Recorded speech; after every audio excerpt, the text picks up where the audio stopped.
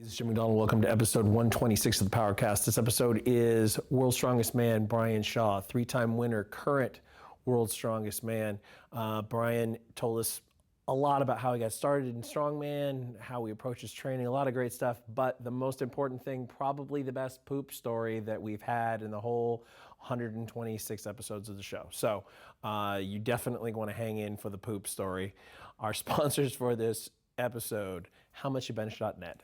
thepowermagazine.com, Compex USA at shopcompex.com. Be sure to check out the muscle stem products that they have at shopcompex.com. I think they're the best in the industry right now. Definitely the best thing that you can use at home. Rogue Fitness at thepowercast.com/rogue. Obviously, we have a whole crap ton of Rogue Fitness equipment in the gym, and we've got more coming according to what I've been told. So check out Rogue Fitness. And 8Man Strong at 8manstrong.com. 8Man apparel, check it out. If you're a power lifter, if you're a strength athlete, if you have the 8-man mindset, check out 8Man Strong at 8manstrong.com. Likes, shares, all those things that we like from YouTube. Enjoy this episode.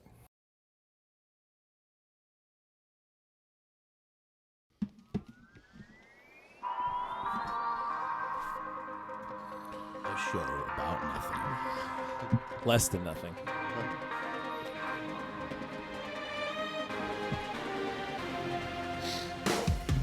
Recorded live at Super Training Gym in West Sacramento, California, this is Mark Bell's PowerCast. Alongside Silent Mike and Jim McD, here's your host, Mark Bell. Mark, you're telling me you actually used a blade on your bunghole. Yeah, a couple times. It gets a little scratchy down there, though. Yeah.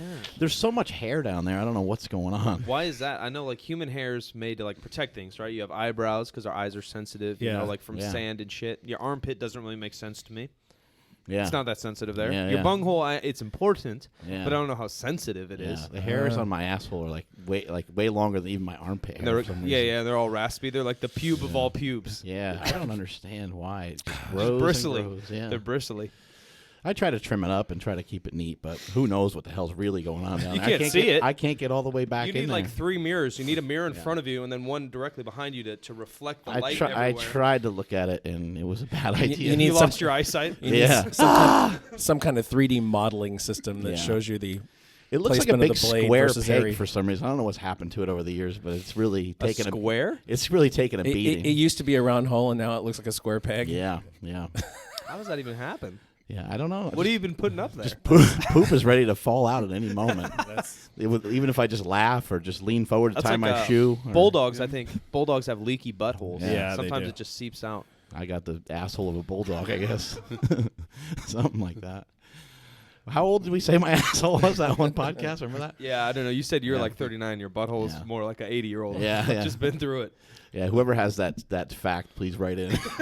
Please help us out in the comments below. It's just way too much content at this point to know exactly where you said the age of your asshole. Yeah, Stated the age of your asshole. That's true.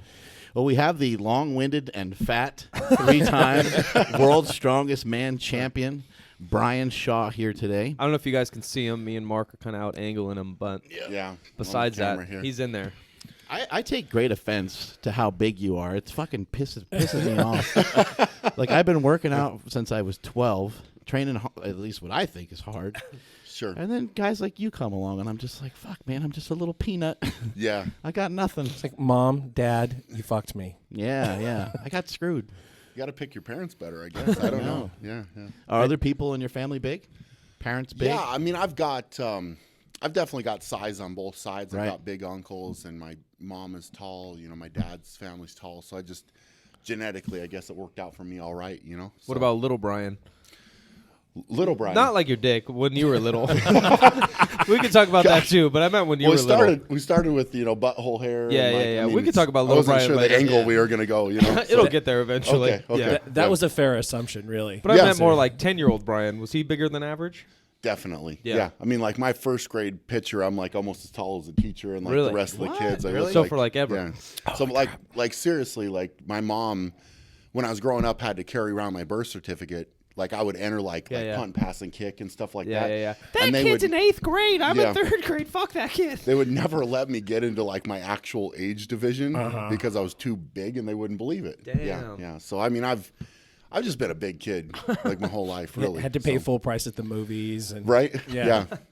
Had a beard in 3rd grade. Yeah, my mom just had that ready to pull out. Like, here, this is how old he actually is. You know, so you have an athletic background. You played some basketball. Yeah. When was the first time you dunked a basketball? Dunked a basketball. I think I was probably.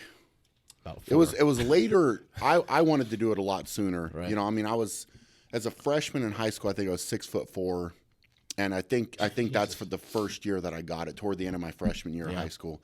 But it wasn't good. It was kind of like one of those dunks where you get it in and pull the rim silent down. Mike layup dunk. I know those well. So short guy dunk. I definitely I didn't have great jumping ability out of the gate. Yeah. But it was kind of like after I started training, actually, my jumping got a lot better, and I got to the point where I could off one step I could touch my head on the rim. Damn. So it was like that was pretty cool to see, really, with basketball is training how much. When I actually started lifting, that's what really got me hooked out of the gate, was man, I can do this and I perform better. Yeah. It's a no-brainer. I'm going to work harder and be more explosive. Is that what got you started with weights? 100%. Pretty much 100%. just playing sports, and it's making you better at sports. Yeah. So If I really set a goal of I wanted to get a college scholarship to play, right? And I was a big kid, but I was. Before I started working out at all, and I think in high school I got to where I was probably about as tall as I am now, so 6'8" and about 280, 285, but not good. I was just big. But then I started training and I actually dropped weight and became more athletic, and that's when I started getting looks from colleges. Yeah. After I could run faster and jump higher, Right. and I was just a better player. I was more athletic. When did you discover the superpower that you have of just being incredibly strong? Was there ever a moment where you did something, you lifted something or picked up something that you maybe shouldn't have at the time, or something that blew some people away, or even just surprised yourself? Yeah, we kind of talked about this a little bit, just you and I together, but it's in the hot tub. In the hot tub, yeah. I thought we weren't bringing that up. Well, yeah. Whoops-a-daisy. Well, here we go. Just open the door. You and little Brian. Yeah. Hello. Yeah. It's kind of funny, looking back, it's all hindsight's always kind of 20/20, but it's become a lot more clear to me that I was very gifted with strength, from the start. And I didn't really realize it when I was younger. So I would just go do stuff I started working on my uncle's farm when I was 12 years old. And, bales of hay are, probably 50, 60 pounds. And I could pick up sometimes 2 of those at once and throw them around. And I just assumed. Have you ever moved hay, Smelly? Yeah. Yeah. It's the fucking worst. heavy and awkward. Yeah, It's awkward. It gets away from your body a little bit, Yeah. especially if you try to pick up 2 of them. Yeah, you Yeah. try to grab by the strings, and the strings Yeah. fucking snap and They rip your rip hands into apart. your fingers. The Yeah. worst. So it's just kind of one of those things. I had to do that growing up, right? I had to work hard, and I worked with my brother, and so it's just kind of it was more, just kind of odd strength, if you will. Right. If there was something like the first time I tried to flip a tire or pick up a stone, I was just naturally good at that. Yeah. So it was something odd. It was heavy and awkward, I could pick it up and move it. When I got in a weight room, it was different. I'd actually learn how to move the bar. It's a little different when you're long, yeah? Yeah, It's not like you're yeah. What do short. you think of J.J. Watt's tire flipping skills? Did you see him I popping those did. tires? I did see that. Yeah. That was yeah. pretty damn impressive, don't It you was, think? it was very impressive. Yeah, For a guy he's a who's good, very good athlete. Yeah. Top to bottom, and most of those guys are. I Right. think he's kind of more of a freak than some of the other guys. Yeah. But, Box jumping super high and it's flipping nuts. tires. I just and thought it shit. was funny. Anyone that posts anything, they're always going to get negativity on fucking Yeah, yeah. YouTube. Even JJ Watt and strongman guys too were there's no way that weighed that much or what. Sure. I'm sure it's in the neighborhood. Maybe Yeah. it's not the exact weight or whatever, but one big thing with strongman is the guys. There's a lot of time there are a lot of assumptions about what a tire weighs. right. And as you probably will see with a lot of the videos that we'll put out here and stuff, I'm a little bit more anal with what does this actually Yeah, you're weigh. measuring and weighing. So Yeah, I've you got a mentioned scale. that you argued with a ref at a contest. You're those don't weigh as much as you say they weigh Yeah. because those are used tires. Yeah. And I know that because I fucking weighed used tires. Yeah. Whereas other yeah. people probably have never weighed used tires. Yeah, the final World's Strongest Man 2014 was we had to do a tire loading event with used tires, and they tried to tell us that they all exactly weighed 220 pounds, and I was like, that isn't right. Right. It just wasn't fair, and for that level of competition, it's unacceptable. But it's like being specific with that. Like, so I had, for example, this is just one example. Like, I had a tire I picked up from, just a tire place, right, that they wanted to throw out because it was used. And I was told, like, oh, it's probably about 1,000 pounds. Like, that's what I was told. My tire was 1,000 pounds. And I was like, for the longest time, I went with that. And, like, finally, after I started buying more and more stuff, I bought a scale that could actually weigh it. And Could weigh yourself on there, too. It came in a little bit under 900. But I walked around and told people it's 1,000 pounds. And you see these, like, amateur contests where these guys like, oh, I'm flipping a 1,200-pound tire. I've actually encountered a couple 1,200-pound, like, for sure, 1,200-pound tires. And they're monsters.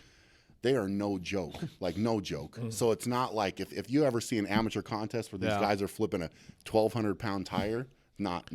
So, tire flipping and like pressing these giant dumbbells over your head and picking up the Hummer tires, like all of it seems so fucking cool. Squatting a bunch of rocks, I've seen them do. Sure. I've seen them, you guys throwing kegs around. Pulling like, a boat up like a weird ramp. Yeah. I think that's like an old school thing. Yeah. That was a fucking cool event. What's kind of like the coolest one that you've ever done? Like coolest event? Maybe that's a little outside the box that you've ever done.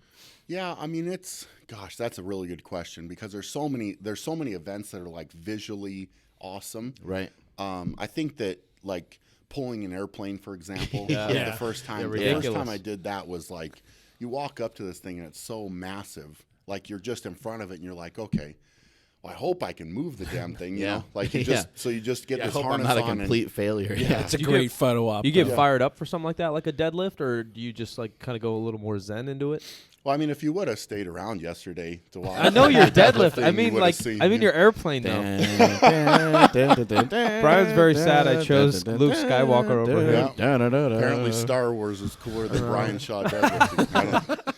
Unbelievable, but Kids these days. I have to get in his zone. Yeah. I definitely do. Like it's just one of those things where, like I've kind of learned that ramp up process. Is it harder to get like as fired up for something like overhead because the fucking thing could possibly fall on your head? Yeah, that's kind of what I meant. With like an airplane, it's a little more of an endurance thing. You don't want to like, maybe just sprint right off the bat. Yeah, you get fired up and then just put out. Certain events, it's different. Like I kind of go through the kind of same mental preparation for those events, but. When something's a little bit more technical, like for example, a really good example of this is keg toss, right? Or if you were going to do weight for height, like something like that, you don't want to be too tight and too like locked down. You actually want to stay looser and a little bit lighter on your feet and like be longer with your movements. Right. So that's like something. Keg toss is a tough one to compete in because like when we do keg toss in World's Strongest Man, like you have to walk out there, you have to wait. You do the camera angle, like coming in, whatever they do, your intro.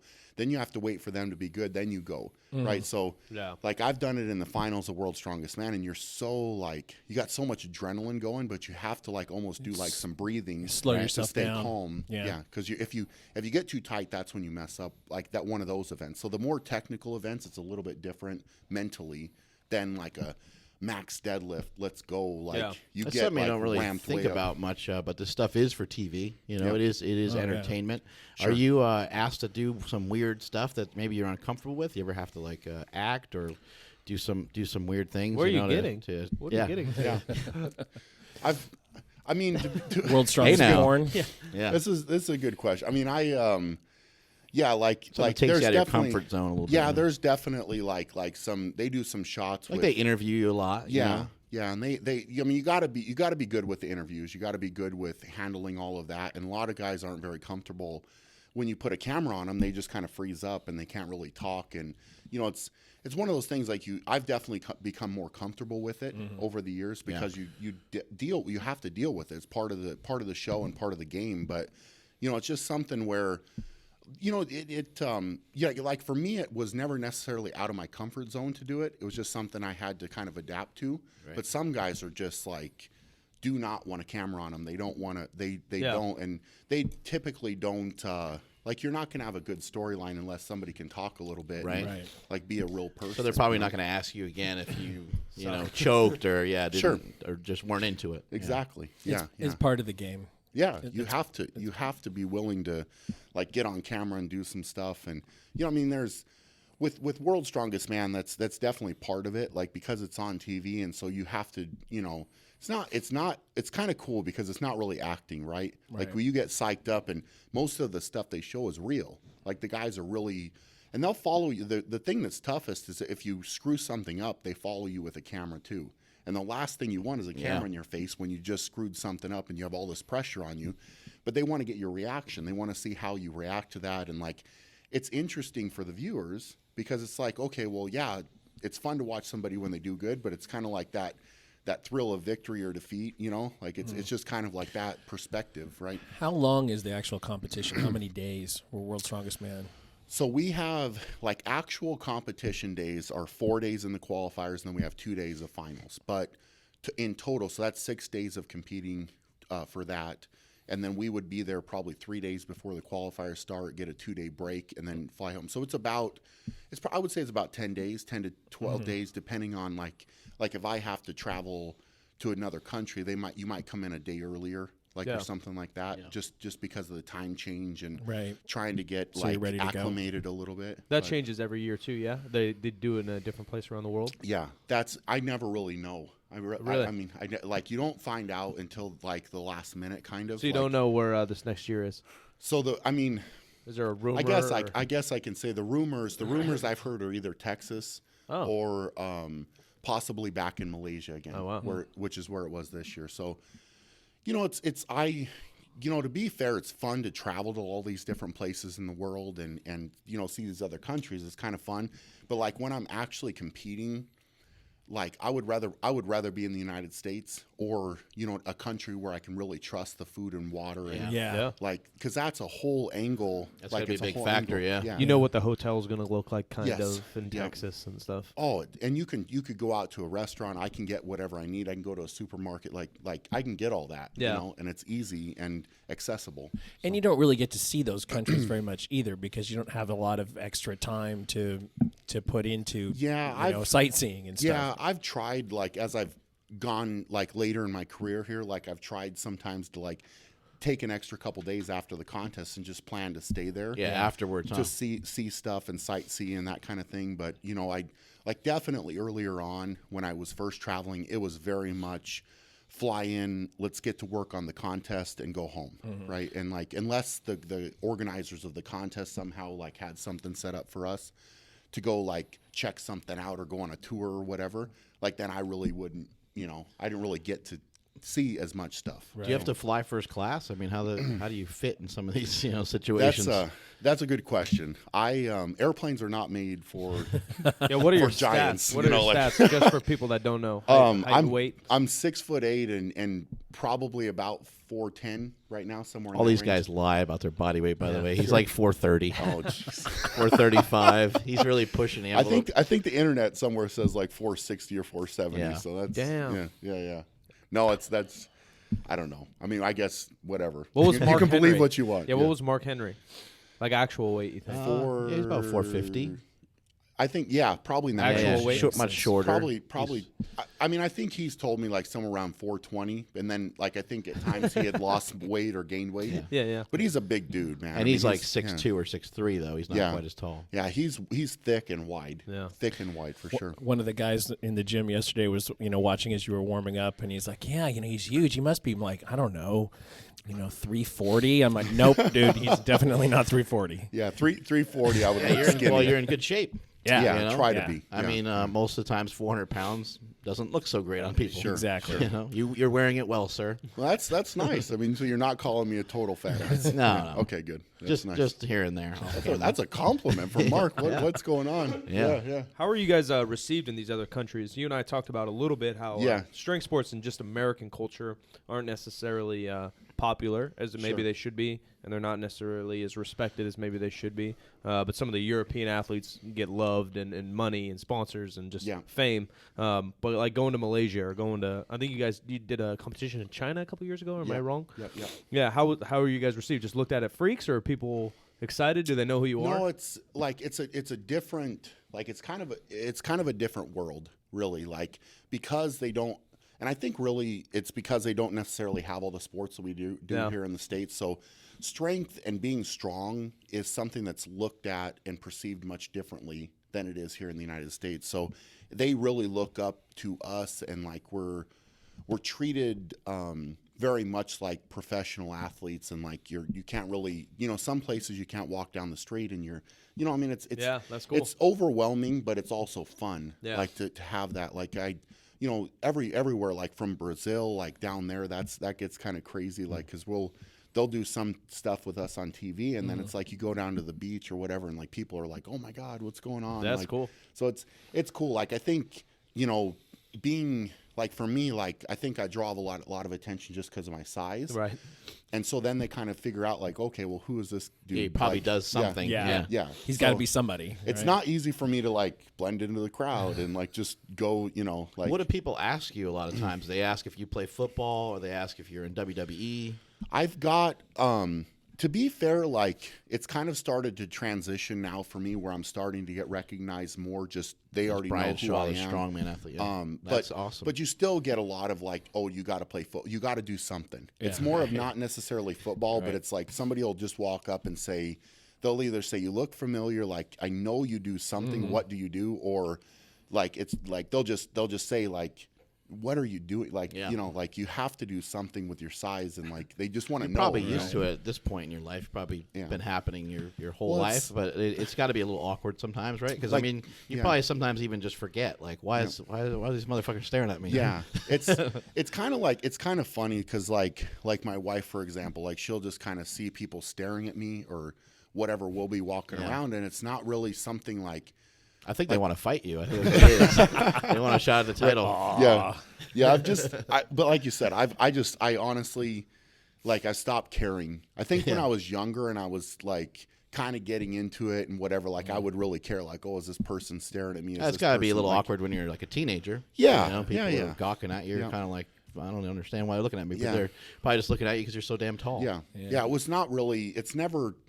I mean, of course, sometimes people are kind of like, maybe not being that quite very nice or whatever, Right. but like it's just kind of something where I don't really care. It's like if somebody's gonna, like you said, you're gonna get bad comments. J.J. Watt's gonna get bad comments on his tire flip, and he's like one of the best athletes in the world. I mean, it's just people are gonna say and have an opinion about everything, but like I don't ever take it to heart. I think like something like that I had when I first got into strongman, I had this newspaper that came and did this article on me, and I was really excited about it because I had just turned pro in strongman. I was like, man, I'm doing like, let's see what all the comments are going to be like on this newspaper article, and somebody wrote under it like, oh, this dude's a joke. Like if he was going to do anything, and I was 24 at the time, and they were like, if he was going to do anything in strongman, he would have already done it. Like he's like, just like went on this whole rant, and like at that point I kind of had to step back and say, okay. Like, not everybody's going to say something positive, right?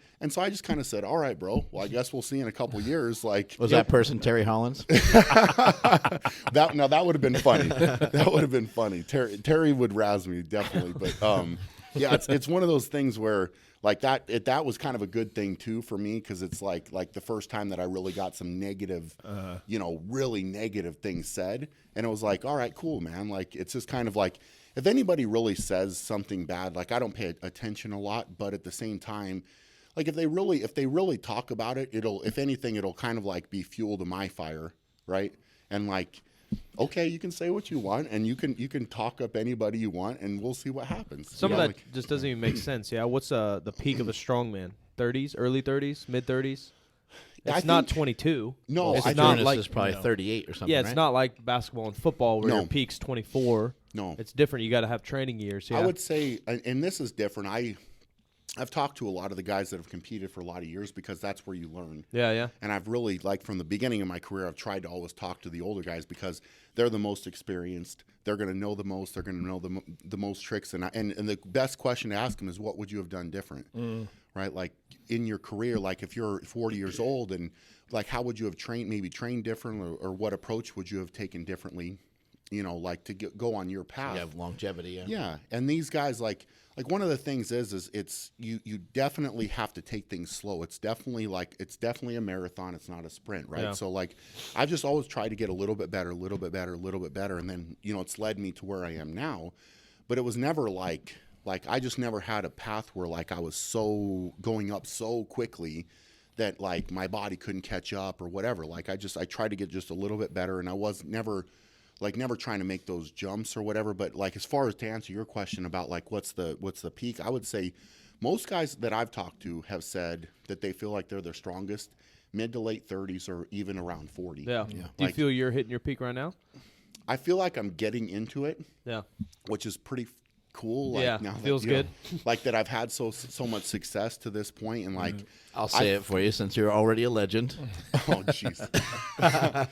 Well, we could talk about that in a few years after I'm done, man. Yeah. But yeah, it's just kind of like one of those things where like I feel like I can still get a lot better, and Yeah. like I'm very, very hungry and motivated still, and like I have a lot of Yeah, drive. you've been and- eating the entire fucking time you're here. Well, not as much as I wanted to. Mark put you on a diet. Yeah. But yeah, man, I mean, it's like if I can keep getting a little bit better. I mean, you look at a guy like Zadrunas, for example, because he's a good example of that, getting better.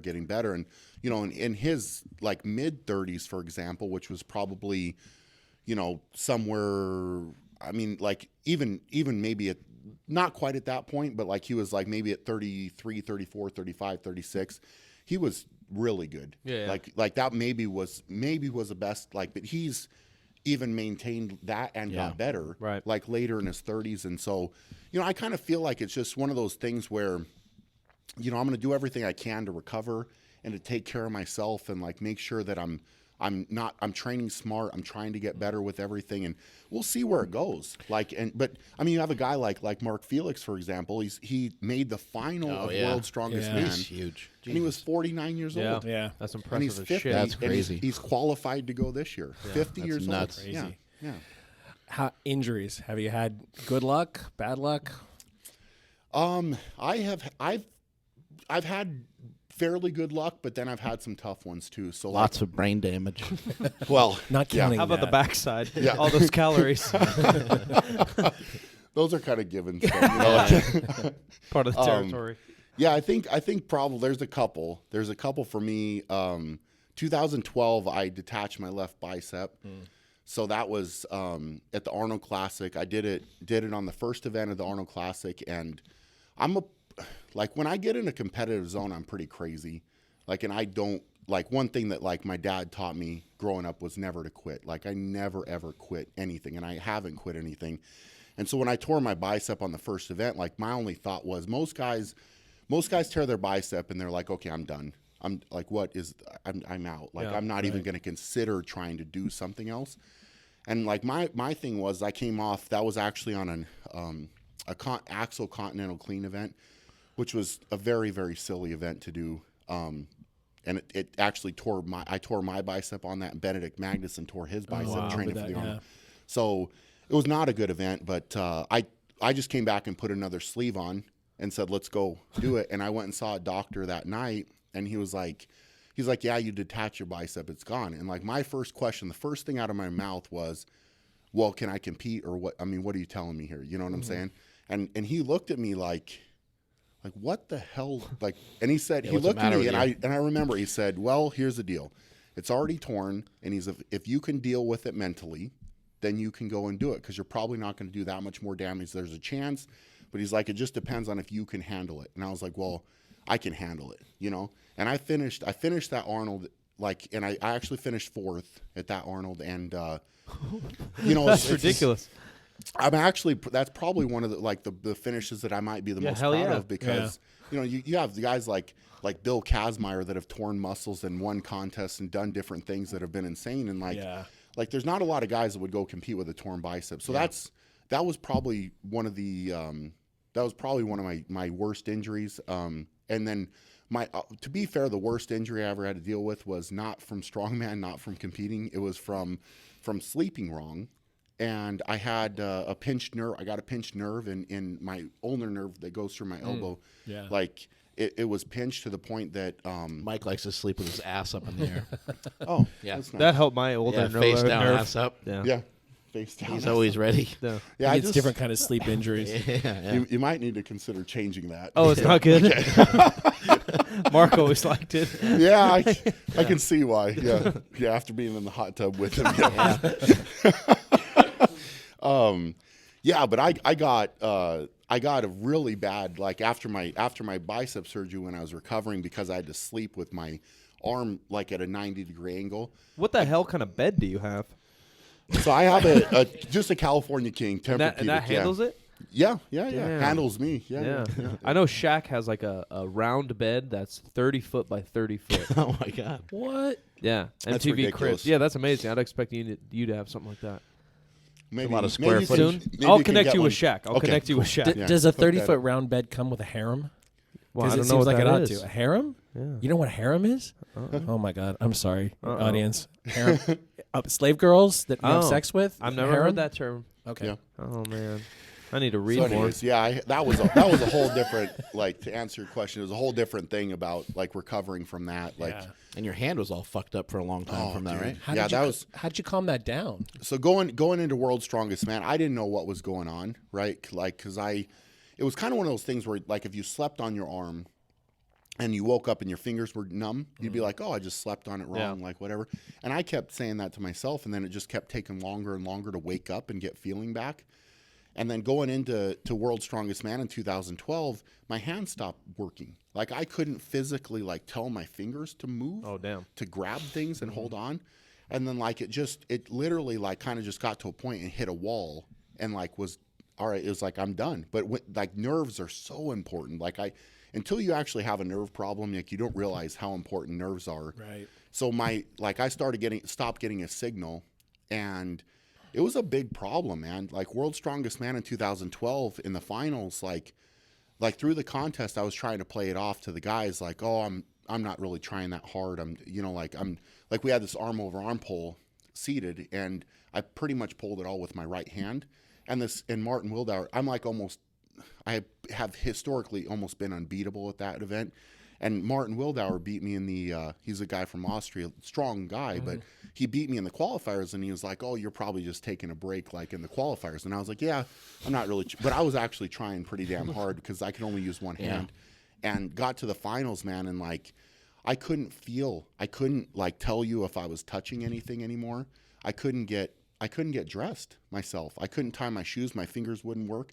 So I would just get dressed in my room, put all my gear on because I couldn't put it on by myself, and I would go down to the contest so the guys wouldn't see me that I couldn't get dressed and couldn't tie my shoes because I didn't want them to know how bad it was. Right. And I competed, but, like, I couldn't tell you if I was touching anything anymore. So I was really scared. It scared me Yeah, it is pretty really bad. scary. And I got fourth. I got fourth at World's Strongest Man in 2012. I was very frustrated, probably the most frustrated I've ever been because, like, when you can't translate all the hard work that you've done because this isn't working. You feel like the strength's there, but for whatever reason it's not working. So that was a tough.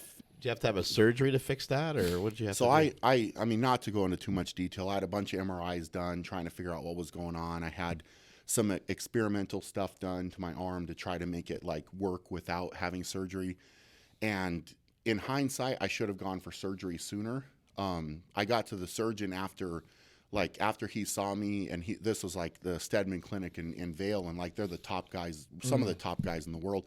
He looked at me and he's like, this is one of the worst things I've ever seen because my hand was so atrophied, like the muscles, the intrinsic hand muscles were gone. Like, they were just, it was so weak.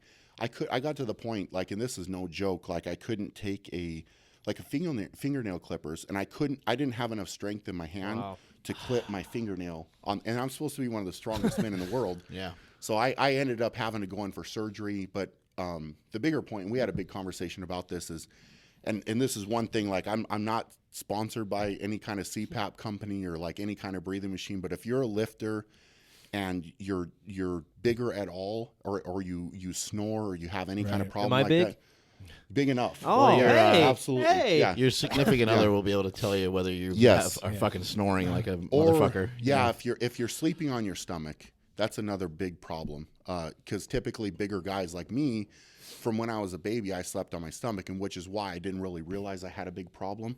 But I was actually worse than the guys that sleep on their back and snore because I couldn't even breathe on my back, right? So, like, I got to a point, like, I had to go correct that because that was the cause of everything in my, like, all the problems. Yeah. So, like, if you're, and it was one of those things where I talked to all my buddies, and there was always this stigma, like, oh, crap, I have to go do this sleep test. Like, it's going to suck. My wife or girlfriend's making me do this. Like, I don't want to go. But I'll tell you what, getting that CPAP machine and sleeping on my back correctly, my recovery's been better, my performance has been better. Like I feel like I'm recovering from training better. Like it's incredible to get a good night's sleep when you haven't had one for years. Like and seriously, like being able to just get some quality sleep. If you're even on the fence at all, or just go do it. Yeah, just absolutely. take the initiative and do it, because that's so hard on your internal organs too. If you're not breathing, like, and you're There's never all getting kinds the of REM things sleep, that like, not sleeping properly can cause. Even like Yeah. just sensitivity to carbohydrates and all kinds of. I mean, it could it's huge. be a factor in gaining weight and all kinds of other things. Yeah, I was right there with you. I don't know. Did you like fall asleep standing up? Because I could totally do that. Yeah, it was bad. It was really bad. Yeah. Yeah, I had a lot of problems, man, and it was just one of those things where you're like, you don't really realize how bad it is until you go. And so like anybody I talk to, it's like I'm just a big proponent of it, because we work. Here's the thing: it's like all of us, every lifter out there, anybody that's trained, you work so hard, right? Like you're training so hard, you're doing everything you can to recover. You're getting all the right gear, you're getting like everything to wear. You know what I'm saying? Like it's just one of those things where, and then you buy all these different supplements to recover, and it's just kind of like the whole bigger picture. But the cornerstone of that is sleeping. Right. Yeah, sleep and food. Yeah. Right. Yeah. I mean, if you're not eating enough or you're not sleeping good, you're done. You know. Yeah. So. Yeah, you need the sleep, the food, and the training. I mean, those are the three main things that have to kind of stay intact, right? Exactly. I know some guys have trouble, and women too, trouble with the mask during the night, like just keeping it on. But sort of the way I programmed myself was to think about it like my bed's really comfortable. So it's like I'm thinking about floating in space. Like if you were in space, you would need oxygen, right? Sure. So you need to wear a mask. And so I don't, it doesn't just come off during the night. I have the one, like, and I initially they gave me, I probably had to get 6 or 8 different masks, like, because I kept not liking what they were giving me, and that made it even harder. But the type of mask you want to get it's just called a nasal pillow, is what it is, and it just fits on your nose, so your mouth isn't covered. You don't feel like you're being like claustrophobic, like at Darth all, Vader or something. No, yeah. Mark I showed Mark the mask this morning because like, he was like, You look like Bane. yeah, it was awesome. I think it looks awesome, but it's like it's one of those things, man. It's just kind of like if you're on the whatever. Like I had to go through. I could have saved literally probably a year or more and a surgery and recovery and like all this stuff. But yeah, man, so those are the injuries. I've been really lucky. That's the one I use right there. Well, you put a lot into your training, Really and small. you put a lot into that's your, a good one. Yeah. You put a lot into your training, a lot into your recovery. Yeah. And at least from what we've seen here, it seems like you're big into keeping the calories clean. Yeah. Even though you're eating how many calories a day?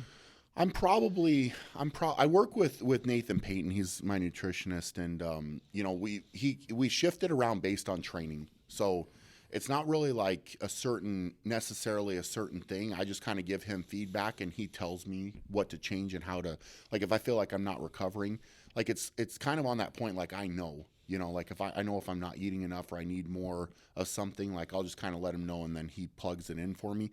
But, I try to definitely eat a lot of whole food, and, it's something where, I eat a lot of carbs, a lot of protein, and I don't really worry too much about the fat just because it's going to come from, I eat a lot of grass-fed beef, so that, like, it's going to give me enough fat, plenty, so the diet is important, man. Yeah. I mean, it's something where, like, I always kind of knew how to eat because that's, I have that background from college, and, you study a little bit of nutrition, but You were it's getting into nice being a strength coach and stuff at some point. Exactly. Yeah. So it's not that I didn't know necessarily what I was doing, because I did, but it's like having that understanding and then having somebody that's telling you to do it.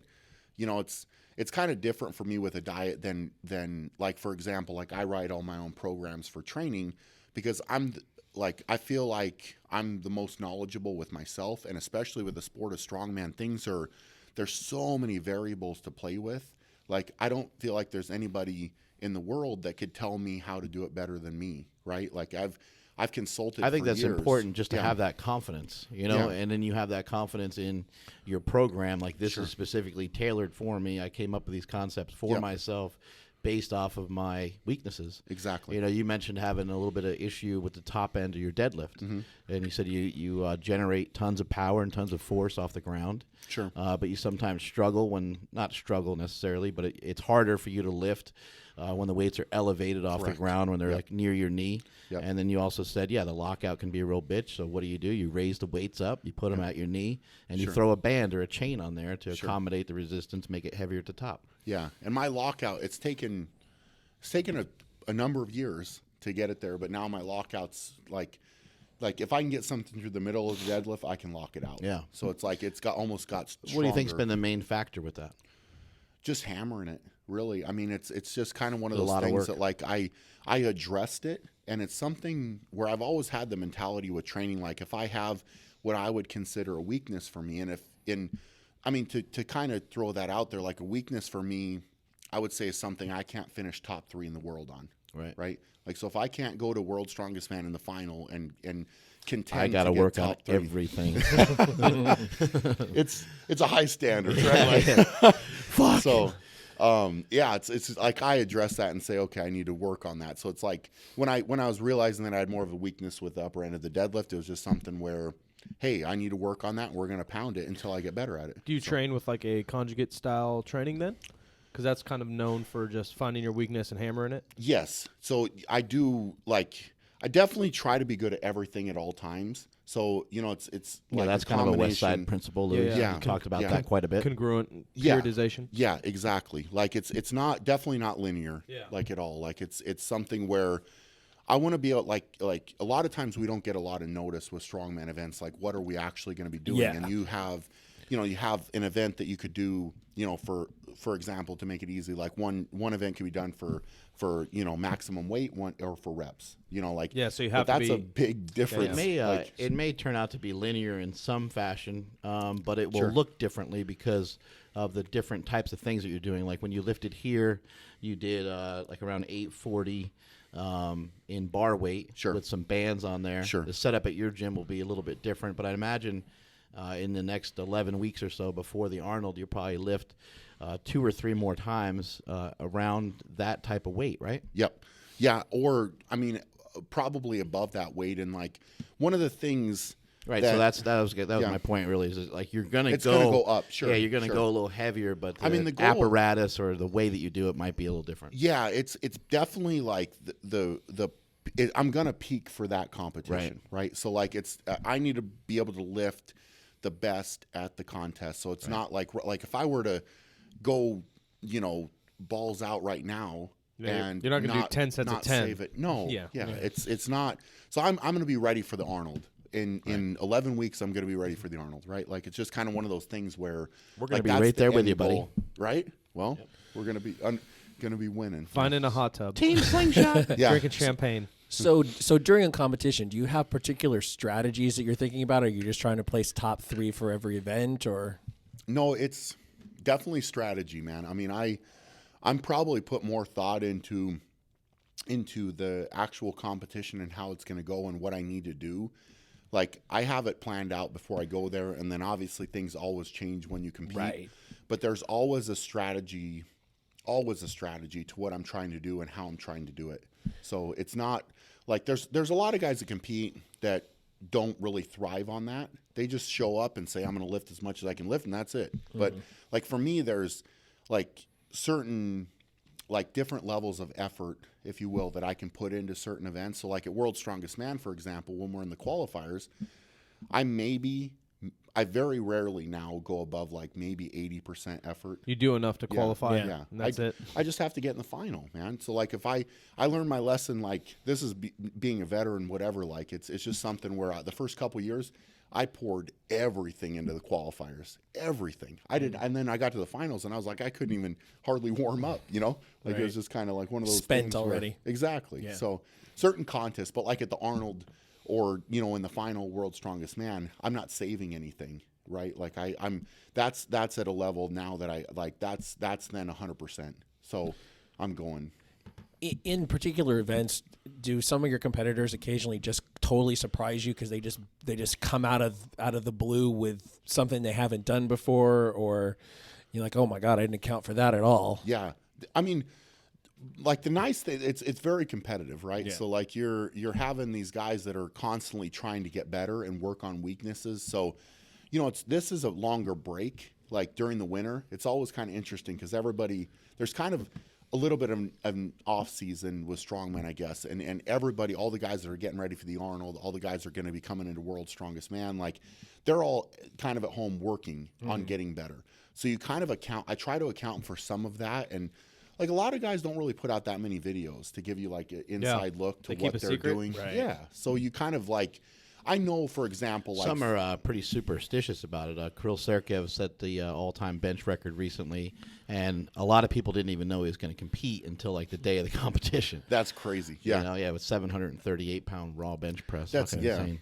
So I mean, I don't know that it would happen exactly like that, but you know, I know what to expect from Zydrunas, right? Like he's my main guy that I'm competing against, and you know, I mean like Does that fire you up that you have a counterpart? I guess you'd say like I think an opponent that can sometimes beat you. Yeah, man. I think it's been very good for the sport. I think to have that, like, because I feel like Zydrunas and I probably have one of the top rivalries, if not the top rivalry ever in strongman. Like, I mean, it's World's Strongest Man has been between us since 2009.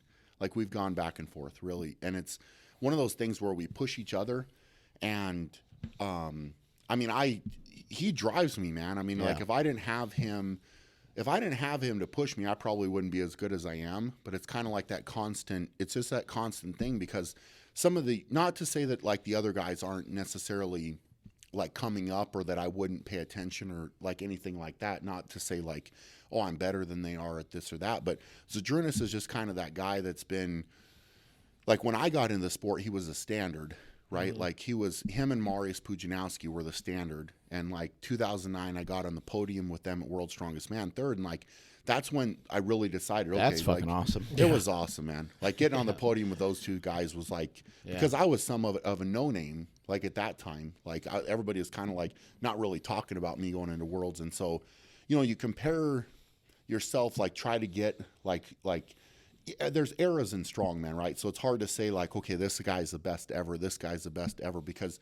it's all different and it changes. And even the events evolves. changed a lot. Yeah. It seemed like the time we're in right now seems to be pretty goddamn competitive. Oh, it really is. Yeah, everybody's deadlifting 1,000 pounds and shit. Yeah. Oh, shit's going nuts. The level of guys has gone up tremendously in the past like 5 years. I mean, how many guys in strongman can deadlift over 900 pounds?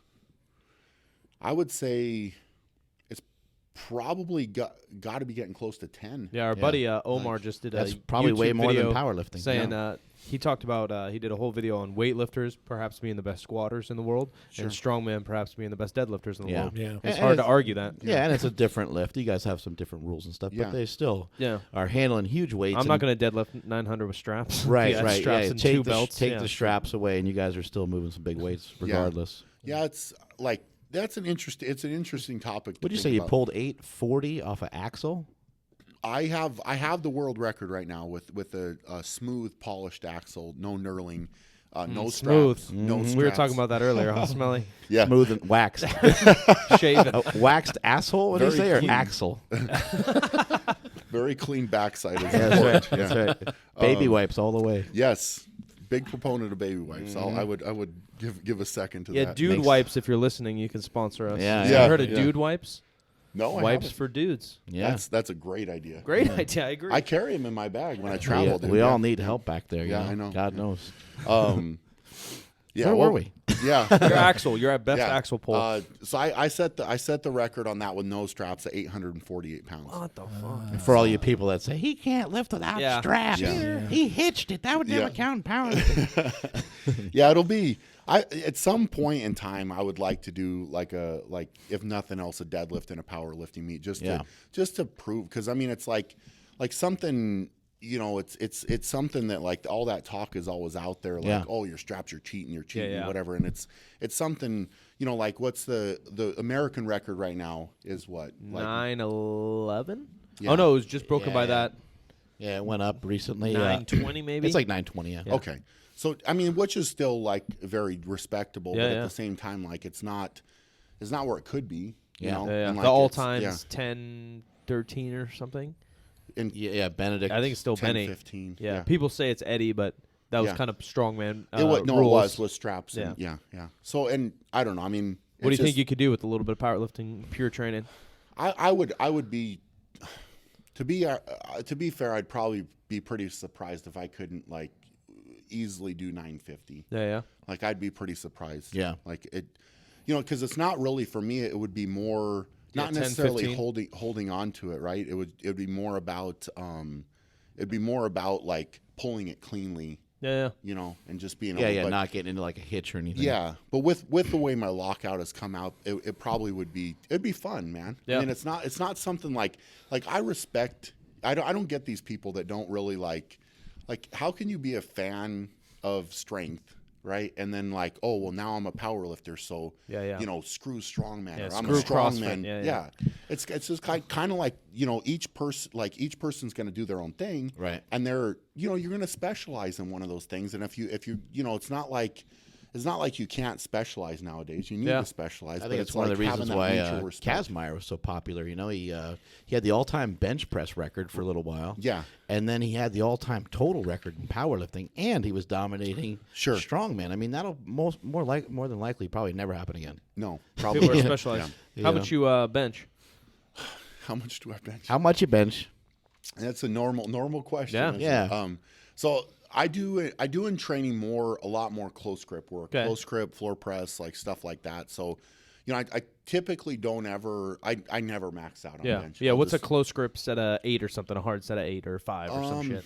I would say probably around close to 200 kilos, so like 440. Yeah. So something you're just like banging that. out reps close grip. Yeah. So it's not really like, I mean, I know that I've gone over 500. I don't really. Yeah. Push it. It's not your yeah, sport. Yeah.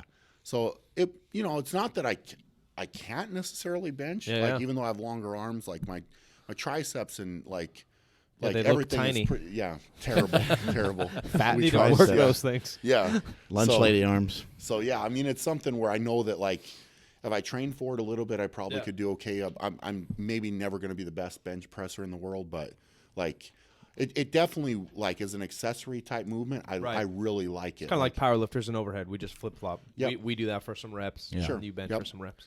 Yeah, I like it though, man. I mean, it's not. I'm a fan of all of it. Like I like seeing huge benches. I'm really excited for Mark to do the 600. Like I'm gonna keep going after it. Yeah. Until I So die.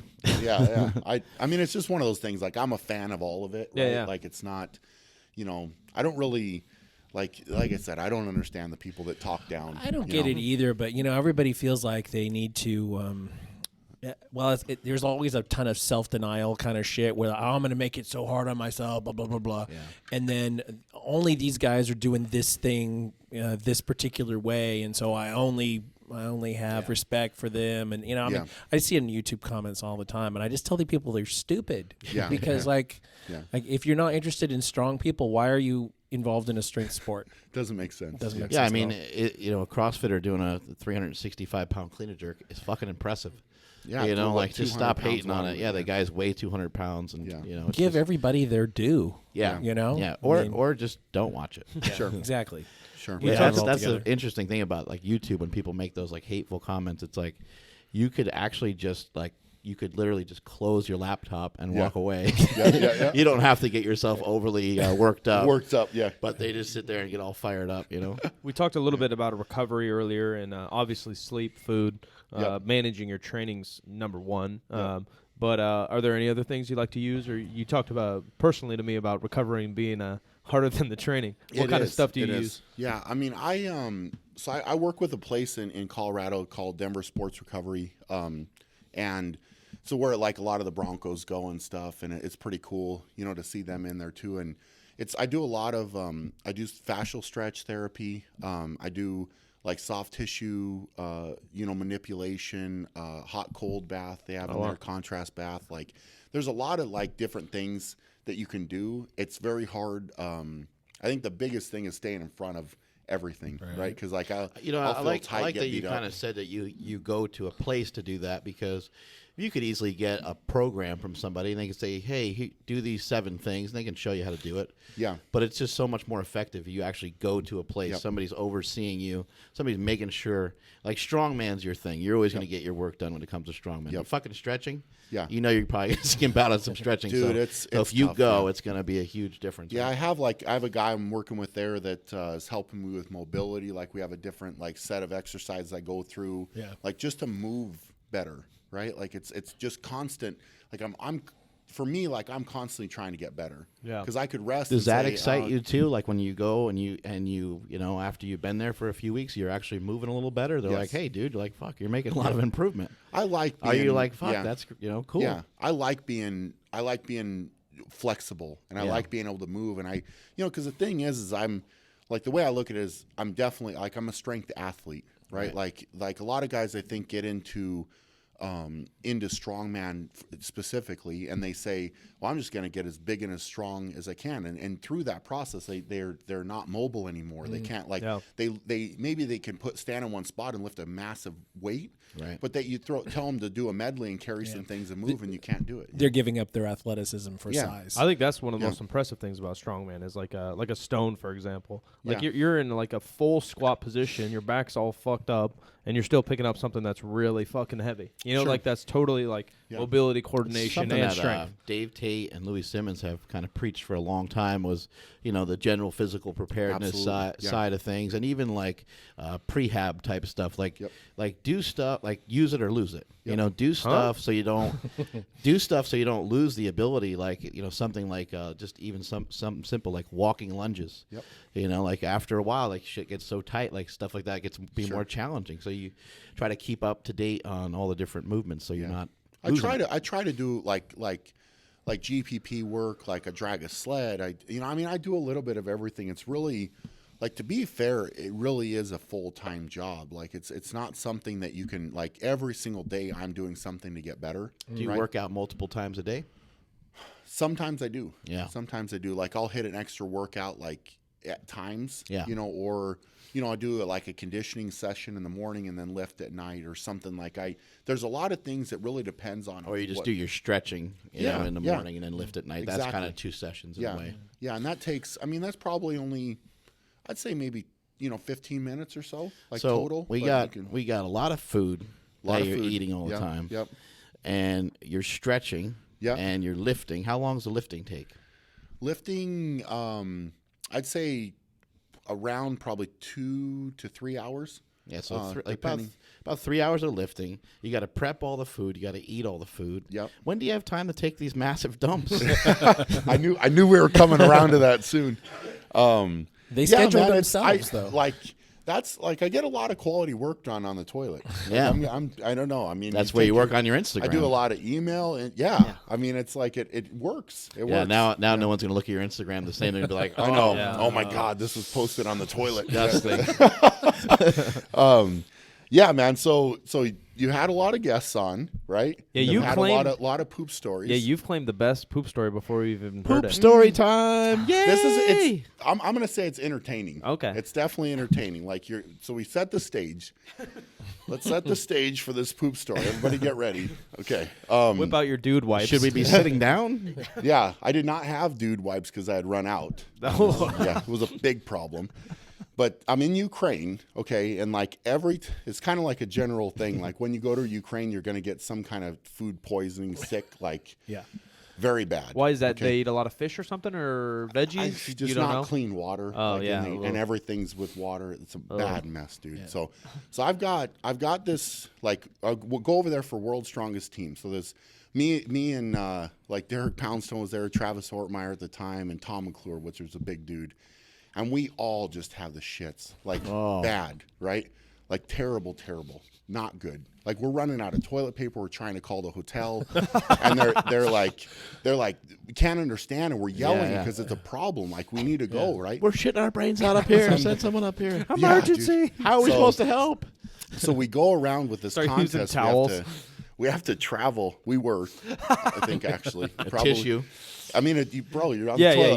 you I wasn't gonna give up my clothes or my socks or Mark so- just gets in the shower. Just Yeah. Yeah. Helps. I mean, I probably, to be fair on that trip, I think I did like poop in the shower, but it's liquid. Yeah. It's liquid, dude. Yeah. So, Just all goes right, right down. so we have to travel to a couple locations for this contest. And we go to this, like, Everybody just farting around the Ukraine. We're in this old airport, like old, where like the signs are like where you put the letters and numbers up, like you stick them up there, and the planes have like propellers on them, right? Like I thought we weren't gonna make it. Really, I was on this plane. It was the hottest thing ever, and like 30 strongmen on this plane. We're all sweating, and then get in this airport, and like I am just like in trouble, right? It's big trouble time, like, and You start getting nervous. like, huh? It's Will great have when to you shit have really the bad? like the sweats. Yeah, you're trembling. from shitting so much. So I'm sweating because like I'm like really Big really, trouble in Little Airport. I'm really trying to make it to the toilet, right? And I get there and there's not a toilet. It's a porcelain hole in the ground. Nice. Now, like This sounds Anderson-like. Yeah. So this is a big problem. Like I was like, okay, well, what's going to happen here? Then I look around. They have and something for you to hold on to or something? How do you get down there? No, you're supposed to just kind of like do a full squat and make it happen. But now take into consideration, we're talking like liquid, right? So this is going to be a mess. Yeah, you don't It's a know how to problem. aim it. Yeah. So I'm like, luckily I look for the toilet paper. Well, there's no toilet paper. Oh, no. So now we're freaking out even more. And I'm looking in the whole like men's restroom, and I'm like, no toilet paper, bro, because this is an old airport. Nobody else is there. Like only the strongmen were there. So I'm like, all right, I'm going to the women's restroom to get toilet paper, right? So I run in there and luckily find like some toilet paper, and I make it back, and I'm like, okay, all right, I'm gonna go in the stall here, like. I got to get undressed because this is going to splatter. And I'm You going got to take your shoes off, your socks and off. I'm That's what like- I was thinking of already. I mean, we're going to have a mess, You dude. got to So be I'm- fully stripped down. It's going And to get I'm all like, over your calves and stuff. Oh, yeah, I'm the like, back of your ankles. Yeah, screwed. sprinkle all over your Bro, hamstrings. I mean, it was going to be a problem. Like, we're talking big problem time. And so I'm just trying to think to myself, all right, how are we going to keep this from being like I can't, there's no shower in here. I Yeah. can't, You go get sumo shit on my stance? You legs, can't know? go close stance. No, bro. Yeah, you gotta go sumo. Yeah, it was, yeah. So I'm like, all right, what's going to happen? So I just see, I see a trash can, and I'm like, all right, that's it. I'm just like, it was panic time. So I'm like, I grab the trash can, take it in there. I like undressed, so I'm like running around this bathroom naked, and I literally, I couldn't do it anymore, and I take the trash can, I just shit in the trash can, just blow it up, dude. You get out of there. Yeah. You're like, guys, we got to get the fuck out of here. back to the US. International Yeah. problem. So I Does take anybody know how to fly a plane? So I take the toilet paper, and I'm like done. I'm just like, it's like one of those, like, you know, when you're so relieved Yeah. from letting out this, like, you know, like built up like shit that's just Yeah. waiting to come. Shitstorm. Oh, dude. So I'm like, okay, thank goodness. Like, I made it. I grabbed the trash can, and I wiped it up, threw it in there, and then I just took the lid, put it back on the trash can, and just left it. It was good, You're man. never That's the allowed day to- the janitor fucking quit. Yeah. He's Oh like, my fuck this. Never job. allowed in the I mean, Ukraine I don't- again. Yeah, I'm out. Yeah, Yeah, they I'm have a out. poster of you there. Yeah. That's Oh my excellent. God. Oh was- my God. Tense. It was tense. Yeah, that's Yeah. terrible. Did you tell the other guys? Were they dying laughing too? Oh yeah, they understood it. At Yeah. the time, to be fair, it wasn't really that funny because They're like, we where's all that trash understood. can? Yeah. Yeah, Everybody's in so much They all pain. shit on top of that Yep. poop that you did. yeah. In retrospect, it's hysterical, but at the Yeah. time, it seemed like probably the worst thing ever. It was Well, it was we're talking tense moments, man. Yeah. Like I was like, you It's know, like fucking Mission Impossible. yeah, running around an airport trying to find toilet paper, and like these were quick decisions. But I feel like in hindsight, I made the right decision shitting in the I trash agree can. with you, Yeah. 100%. It would have been a It's mess. it's a mess. containment issue. Yeah. Yep. It's right in there. The There trash you go. can probably helped, so you didn't get it all over yourself. Yeah. I mean, I walked out unscathed. You know what Yeah, I'm saying? that's So, amazing. Yeah, battle scars. amazing. Thank God. Yep. Oh my god. Just sort of change the subject Yep, a little yep. bit. We had to get that out. To, Yeah, that was great. you were talking about going to the same facility as the Broncos. What is it like interacting with other professional athletes? Do they recognize you? Know who you are? They Yeah, I mean it's fun, man. I mean they're like you know, they have their goals. I have my goals. Like it's definitely a little bit different, obviously. But you know, there's other. I mean, I've met like one girl I think I met was doing like going for like Olympic bobsledding or something, and one guy's doing like trying to make the Olympics for boxing, and it's just kind of like it's kind of fun to like be around like-minded people that are trying to be the best at what they do.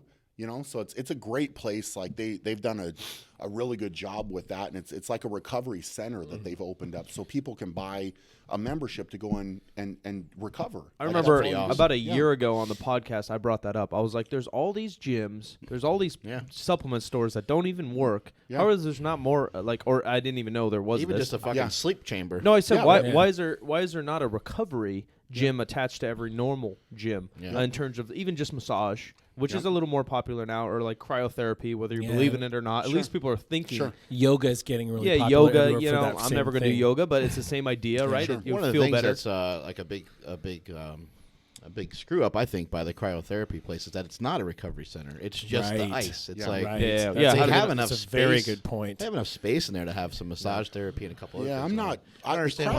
I went to one of those cryotherapy places. You know, you didn't like fit. I didn't fit great, but it was like.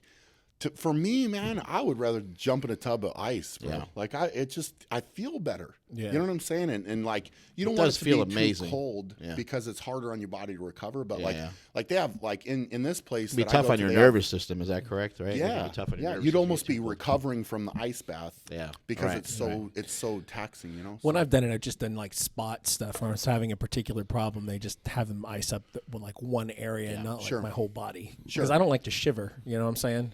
Yeah, it's fucking cold in there. Not my favorite. My dick's Yeah. small enough. All right? Yeah. I don't need to go to these Yeah, fucking ice chambers. turns to ice and shatters off. There goes like my little tiny confidence ice, for the ice rest of cube. my life. You shouldn't, great. Yeah, you shouldn't be judged for getting in an ice bath. Man, you know? You're 2 too hard inches on to 1 yourself. inches. Yeah. My groin doesn't need to go through an ice age. So sad. Contrast baths are the. I mean, that's the business, man. I mean, if you can, like, I love that. Like, Yeah. You have a if I can particular do that- time that you do that at, or you just do it whenever you can get to it? I try to do it at least a couple times a week. Is that on off days or before training, after Yeah, training? I like to do it if I can, like Friday. I like to go because that's typically an off day, and we do events on Saturday, and I just feel so much better. I sleep better. I feel better. Sunday, like recovery, you know. So it's just one of those things. Like I really think with as beat up as my body gets, it's such a good thing. Like it's such a good thing. And if you're not like that's I think like you said, it's one of those things. Like I'm always gonna like lifting is almost the most fun. People think that's like the hardest part. It's not. Yeah. It's like amazing to go lift. It's awesome. It's like when I have to eat a meal when I'm not hungry, when I need to go do this recovery treatment that I'm not really that super pumped to do. But those are the little small pieces that you know separate like who's better and who's worse. You know, really. So. The thing about like a recovery place like that where somebody else is running it too, it kind of gives you the sense that somebody is taking care of you a little bit. Somebody who's like taking your performance very seriously, Absolutely. who isn't you. Yeah. That's very rewarding. Yeah, it's great because there's even if like, you're paying for it. There's a bunch of different like people that work there, and they're a team that they work together. So you got like somebody who does, like I said, like fascial stretching. You got chiropractor, and there's another woman that I'm working with that does this lock method, which is kind of a extreme form of ART, right? But it's like you're moving with tension, and it's like then I've got a guy that works on me with my like movement based stuff, and like it's such a cool concept.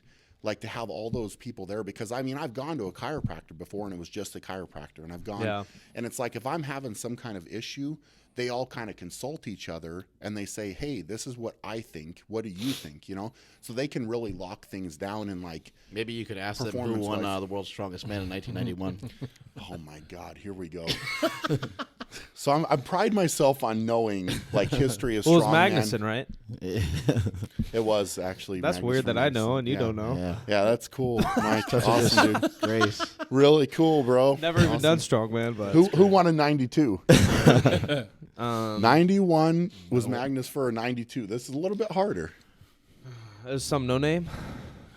Oh, you Well, can't it call. It You can't can't be call. a no name He because won. he won. Yeah. No, I'm a no name. That's the sad truth. Actually, who won in 1987? You know that? No, Uh oh. Man, Trick that's- questions are coming.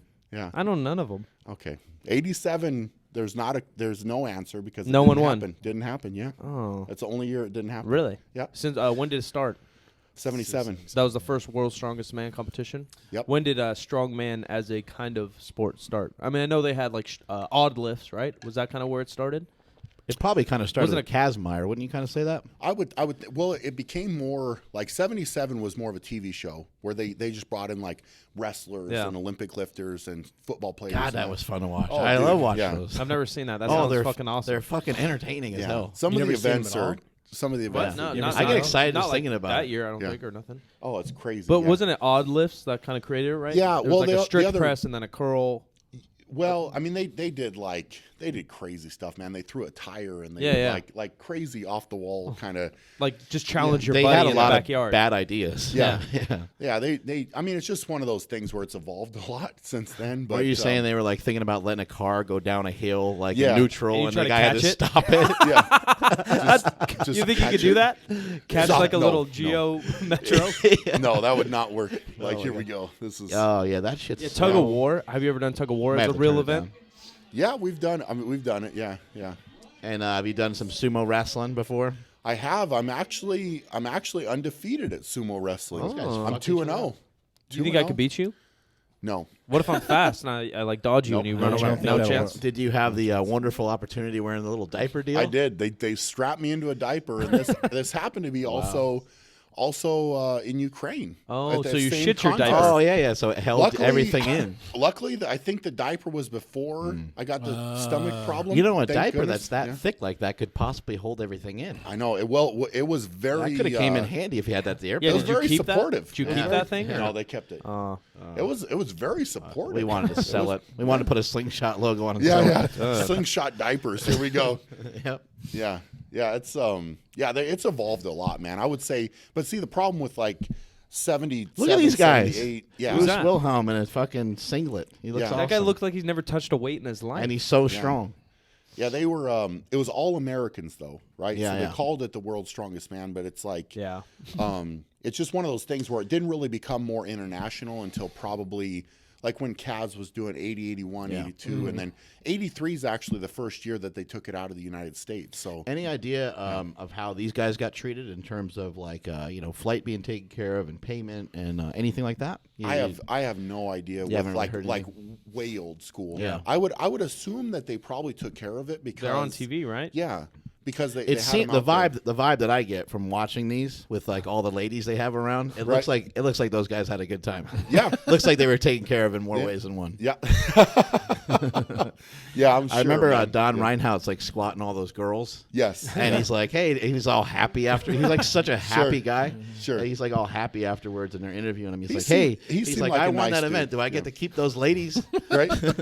Yeah. They're like, no, sorry, big guy. He's like, oh man, I've only heard good things about him. To be fair, he was a crazy he was an good ass kicker, man. Yeah, crazy good power lifter Yeah. too. yeah, insane. Yeah, he's Multiple time world record holder in Great power. fashion sense and singlets. right. Oh yeah, Yeah. You ever wore a singlet like that? No, I mean maybe you got to show off. Here's some the thigh. thing: is people would be talking about that if I walked out there to compete, Yeah. and my ass cheeks are hanging out. That'll you know? get some views. That'll get some likes. Right? Yeah.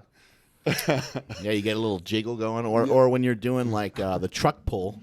Yeah. You know, you're doing the truck pull. It's just going to creep up. Yeah, Oh, yeah. It's man. a wedgie Yeah, it's going pole. to creep up into no man's Yeah. land. I can see that being popular on Instagram. Yeah, yeah. For probably the wrong reasons. all but the You'll Yeah. get some man crushing requests. That was Silent Mike, by the way. I already get enough that of those. Mike, message. stop. Have you heard about man crushing? Yeah, stop emailing. Yeah. me. Oh, what were we talking about? What's the it's one with the different than truck? Crushing. It's like man squashing. crushing. It's man squash. Man Squash, squashing. yes. Where you get driven over by a truck. Have you heard that? Across your abs. It's, we were talking more about Yes. being crushed like another. Yeah, yeah. Hugs and Yeah. naked. Hugs, yeah. That sounds Not- fine. They have the truck thing though. Yeah. Like circus strongman stuff. You know. Yeah. Like, yeah. Oh, he won $5,000. Have you ever been run over by a truck? I've never been run over by a truck. No. Yeah. $5,000 for a competition in the '70s is pretty good. yeah. Did he get not that for bad. winning or was Yeah, it yeah. 10? 5. I think it said 5, and then the second place got 2. I mean, that's better Do you than guys powerlifting meets. win for winning events? If you come in first in an event, do you win anything? No. No. It's just by overall. price. Yeah. And then how much do you get paid to win, like say, like the Arnold? Arnold last year was 70, and That's so that's fucking gone awesome. Yeah. That's Yes, gone. that's pretty it's gone decent. up a lot. Yeah. That's So that really was, cool. and that's from what I've heard, that's going up even more. Nice. So that'll be. I mean, it's. And the what if Arnold you're has pushed second that. or third? You get anything? Yeah, I think at the Arnold, there's a big difference between first and second. So Right. second place is 20 grand. First place last year was 70.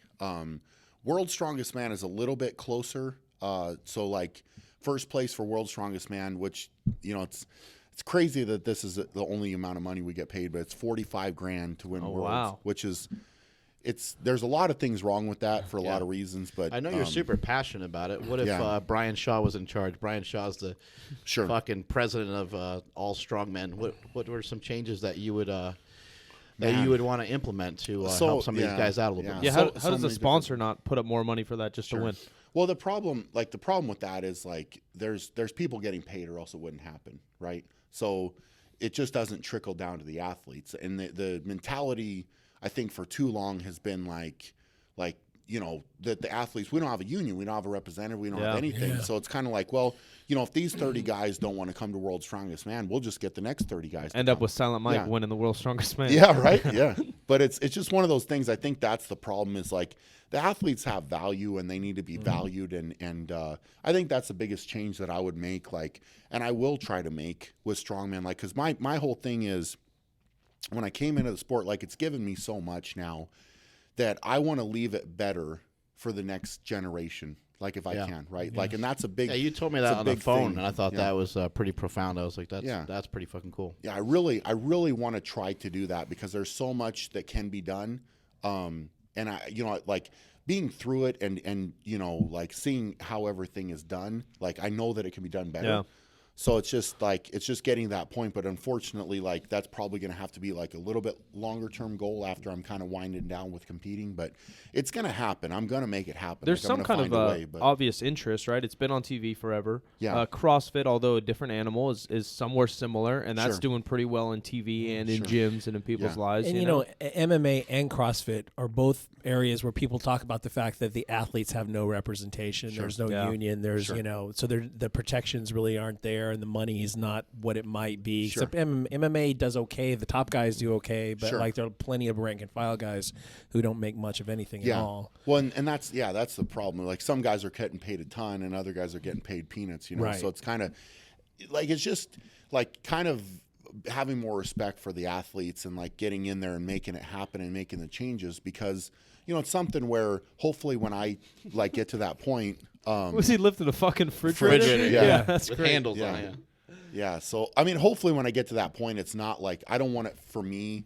It's not going to be about the money. It's going to be about giving back to the athletes. And it's not really like, when I try to do it, I'm not going to try to do it to get rich off of, the sport. And I think that's really what we need. That's what we need. Do you is think? somebody that's not trying What do you to think make is money. That makes sense, it would be the main goal, just to raise the purse money, or would it be to try to get strongman guys paid to kind of go on a circuit the way that they do with Highland Games? Like my understanding of Highland Games from Matt Vincent is that they make a little bit of, I don't know how much money, but they make some money even just to compete, and they make more money to win. Sure. Yeah, Would, they get would that, comped- would that comped kind of be trips. like the setup? Yeah. Maybe you're just getting something. You're getting, Yeah. The trip is maybe comped, and you get $500 or $200 Sure. a day or something. Well, see what's bad and like a lot of the new, like I have a good perspective, and it's something that I'm really happy I got into the sport when I did, because I kind of got in on the back end of when like there was a big split between World's Strongest Man and IFSA,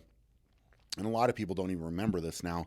But after 2004, a lot of the top guys, or most of the top guys except Marius, left World's Strongest Man and signed with IFSA. They signed big contracts, were being paid by IFSA just to be Somebody's part coming of in IFSA. with some money. Yeah, and I came in on the back end of that, and it made strongman more competitive. So like if you went to one contest, like they were trying to beat the other contest and like that kind of thing. So the guys were actually getting paid more money, right? So like the first Super Series that I did in this would have been 2007. I got paid my flight, hotel, food, everything was covered, everything was taken care of, and I got $500 just for showing up, walking in the door.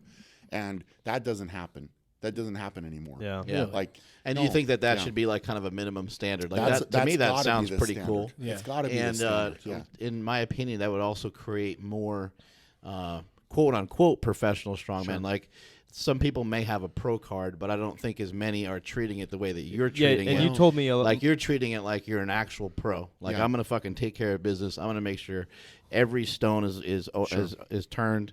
Not leaving any stones unturned in your training and making sure everything's fucking correct. You so said you do the best you can. Europe was kind of like that a little bit more with their athletes. Yeah, Yeah. they had the funds Yeah. from whether it's sponsors or their country even Yeah. or their gyms or who knows what to compete and take their shit full time. Yes. Where Americans or maybe even a couple other countries have to like work a job. Yeah, and I mean, to be fair, like even for me, like I had to work for, I mean, up until almost when let me think about this. Like when I won World's Strongest Man, like I was still working a job too, you know. Yeah. And And so you have a gym and you have some stuff you do. Well, you know? my gym is all private, so it's Oh, like, that's cool. Yeah, so it's something where, I mean, it definitely takes work and time, whatever. Yeah, but yeah. it's like it's not really where I'm trying to make money necessarily from that at all. So Is that a you know, It's Franco Colombo. he's Yeah. fucking jacked. Yeah, he's yoked. yeah. But I mean, there's a lot of things that Would could you be done for the guys change? to. Would you change some of the ways the amateur stuff is run, so that there's less pros, so you can put more time and money into them? Sure. Well, I think Make the that's standards maybe a little harder. I think the amateurs, like in the United States, there's a fairly good system in place, and there's been a lot done with that, but it's something where once you turn quote unquote pro, right? What does that really mean? Yeah. What does the pro card Yeah. mean? Because these guys, like, does the there's do- no opportunity. It's kind of like bodybuilding, right? Yeah. Yeah. A little similar to bodybuilding. Yeah, you earn the pro class, but then like there should be more pro competitions to win, right? Yeah. Now, see, bodybuilding had years ago they had a really good way of doing things. Everything was attached to their magazines, and so you would get pressed through the magazines. Weider ran the whole thing. Obviously, way before the social media explosion and everything. But you would get pressed through the magazines, and then you would go to some of these shows, and you'd get more press, and you get more fans, and so on. And it was a pretty good system, a pretty good way of kind of like, the athlete's getting paid. I'm paying Silent Mike to be a top bodybuilder. Then therefore, I'm going to stick him in my magazine. It benefits both of us. Sure. So they were utilizing the athlete to help drive their own product, their own magazine, and their own supplements even. Yeah. Sure. And it was, Weider. Yeah, Weider, kinda ran you'd get a everything. contract on Weider. Right. Probably 90% of the guys that got a pro card, right? Yeah, yeah. Sure. And that's just how it worked. Yeah, why are all these guys so fucking jacked? There's people not like that anymore in powerlifting or bodybuilding even, yeah?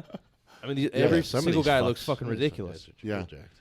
Yeah. Well, I think back then some of these guys are just smaller because the weights that they're moving are less. I didn't mean compared to Brian. I just mean compared to like powerlifting or whatever. Like, Sure. that guy just lifted 200 pounds overhead. Sure. You probably do No. that shit one-handed. Yeah, Yeah, it's yeah. different. But they all, except that guy, everybody else looked really good too. That guy doesn't look so Yeah, good. why does He's Bruce got Wilhelm look so bad? He's Yeah. fucking awesome. He's got Glasses shades and on. everything. Yeah. Yeah. For those of you who are wondering, it's 1977 World's Strongest Man. You can look this up on YouTube. Yeah, I'm gonna go Yeah. home and watch all this shit. It's hilarious. Oh my god, Yeah. it's great. Yeah, they were talking to Paul Anderson earlier. Yeah, he looked amazing. Yeah, yeah, he did. He looked great. Yeah, there's a lot of different ideas to kick around. I think that from top to bottom, it could be revamped though and improve. I think there's a lot of improvement that could be made, and it's a big difference. Like what happens overseas as compared to what happens here, and that's a problem. And like it's so popular, and there's so many people that like if you could open the door and they could see it, it's entertaining. Like if you get people in seats and they could see this.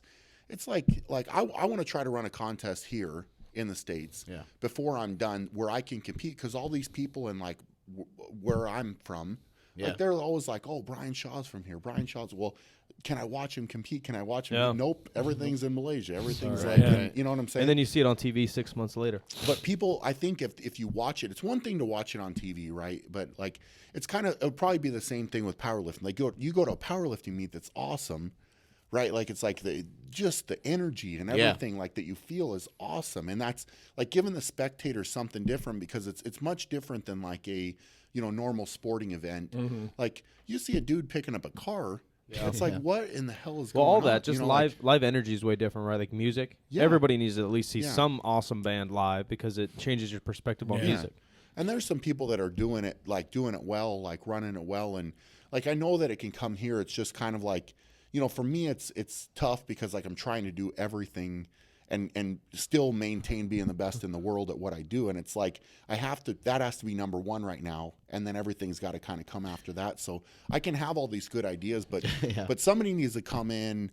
And, honestly, it might have to be me, where like somebody that actually cares. Like I 100% care about the athletes. I want them to get better. I want to give back to the sport. Right. And it has to make sense too. Yeah. The how many do you get paid? Do you get paid to go to the Arnold? Like, is that flights and stuff taken care of for most of the guys? Yep, it is. And then when you do World's Strongest Man, the one that we see on TV, yes, is that the same? So they invite how many guys to the Arnold, and how many guys are World's Strongest Man? So the Arnold is 10.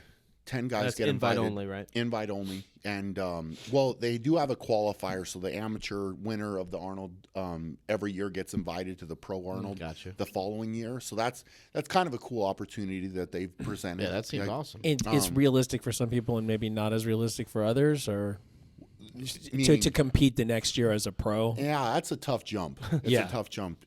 So but it's at least an still opportunity. Fun, open door. And right? meet some of the top guys and whatever. Absolutely. Yeah, and it's just kind of one of those things. So that's that, like 10 there, and then World's Strongest Man is 30, right? So there's top 30 in the world, and some of them, I would say probably not quite half of the guys actually qualify through qualifiers, and then outside of that, it's invitation. So there's some, like, if you win, for example, your country's strongest man, there's a good chance you'll go, and like it's basically after that, it's invite only, like from there. So and then they split us into groups, and there's a lot more. It's easier to get invited to World's Strongest Man, to be fair, just because the Arnold is so selective, and they really truly want the 10 strongest men on the planet. Like, and they, I'm sure they would extend invites, and they have in the past, to like different power lifters. If you have a guy that's like crazy, they want him. They want the strongest guys that they can possibly get. Who are your top 3 favorite strongmen of all time?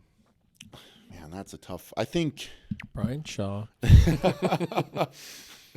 Brian Shaw in 2011, Brian Shaw in 2013, and Brian Shaw in 2015. No, I would say Kaz has got to be probably at the top of the list for me, just because he's such an icon, and I've looked up to him, like growing up, right. and that's definitely, like, Kaz has got to be right up there. I would say that it's so tough because I've got to meet all these guys, and they all have different things that I like about them, and I've tried to learn from everybody. I think, studying a guy and learning from a guy like Magnus Magnuson has been really interesting for me, because he very much approaches strongman like kind of the same way mentally that I do.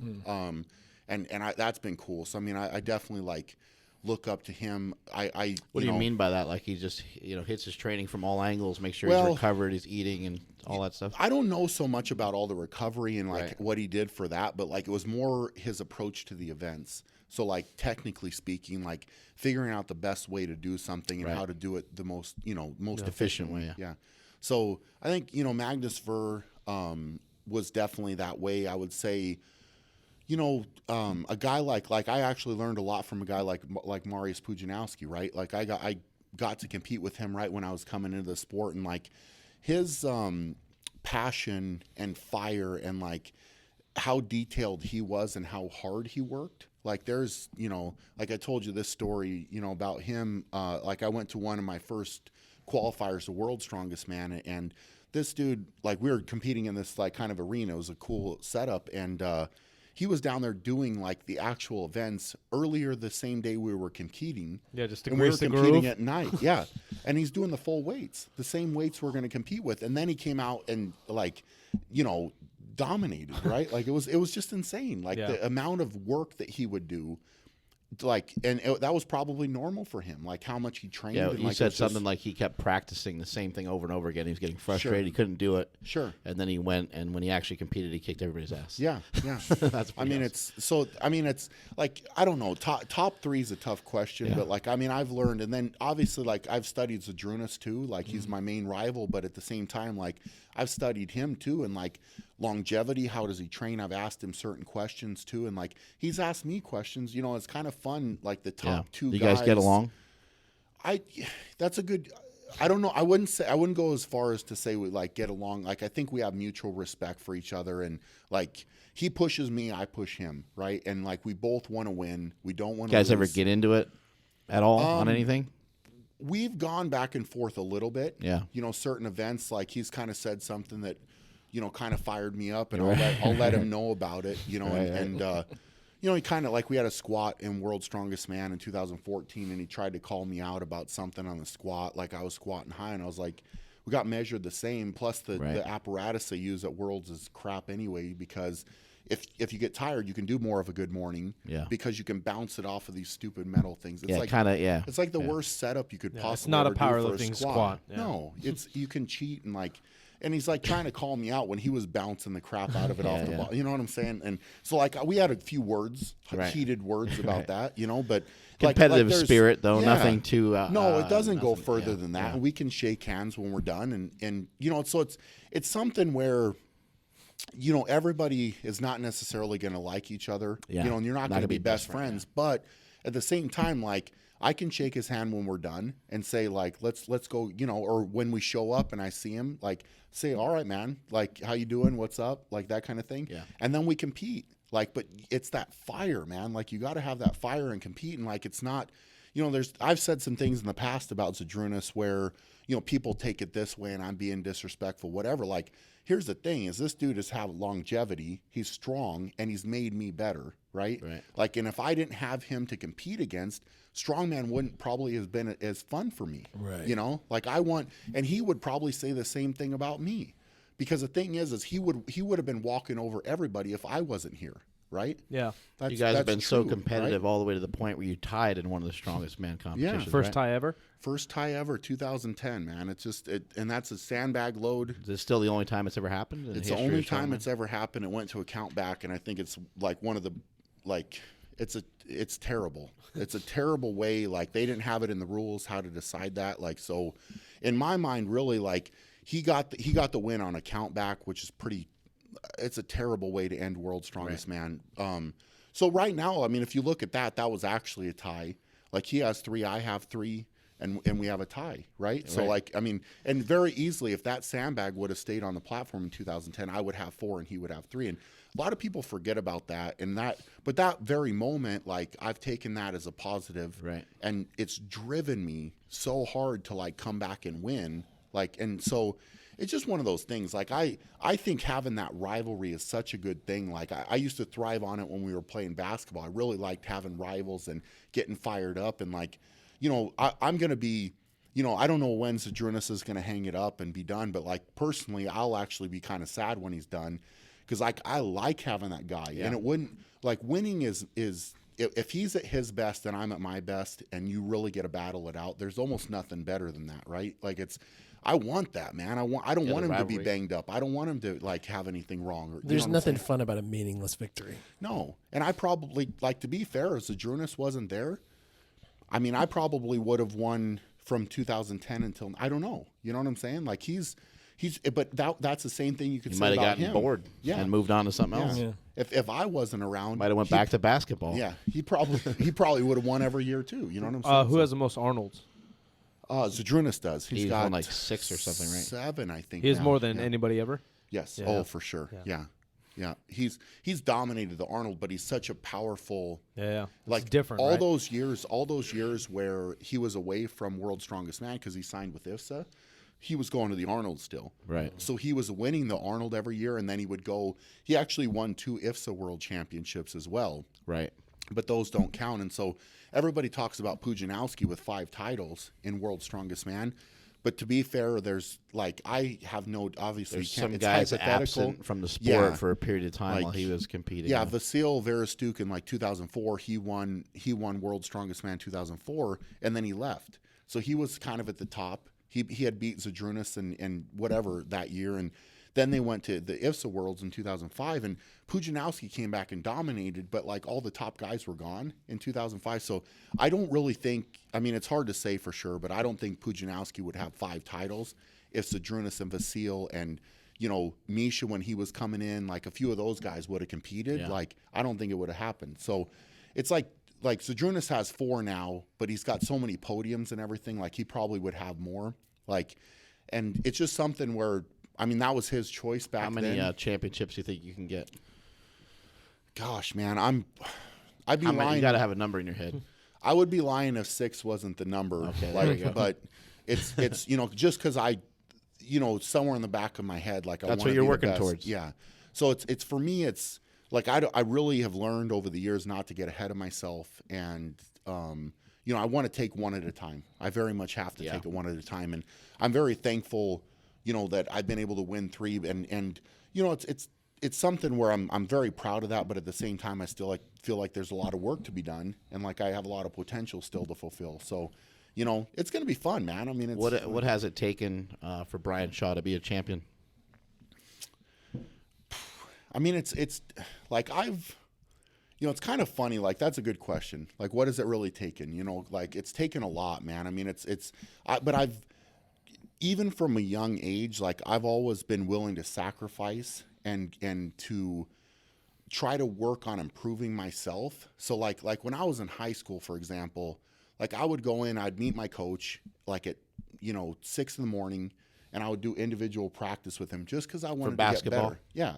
But like, how many high school kids do you know that are willing to get up out of bed? Yeah, who else was there besides you and the coach? Nobody. No one else. Nobody. Yeah.